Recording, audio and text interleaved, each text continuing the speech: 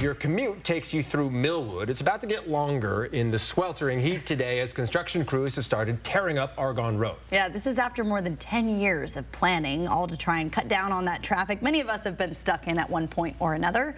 Construction is expected to last until September, taking place on Argonne between Grace Avenue and the Spokane River crossing seen in this map. Hunter Bertram is there live for us tonight with what you need to know about the project.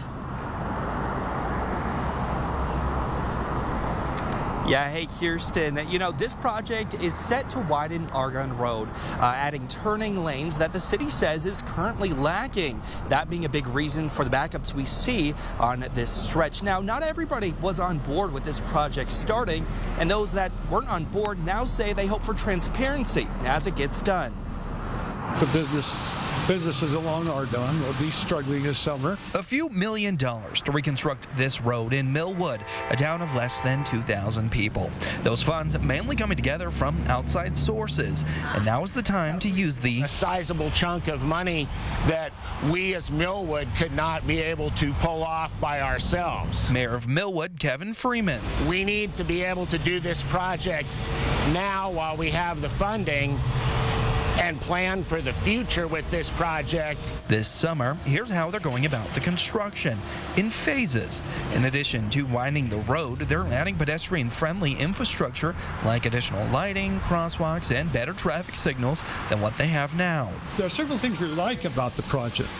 We just don't necessarily like the wider lanes.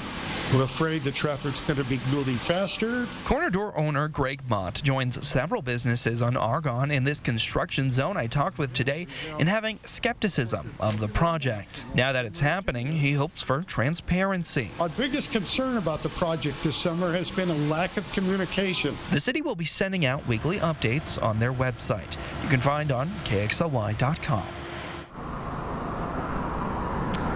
Yeah, and Greg Mott's note about drivers speeding up. He says congestion can be good for foot traffic. However, his biggest concern is that if Argonne's cleared up of cars and congestion, it'll warrant drivers speeding up in this relatively old historic town. He just has worries about that.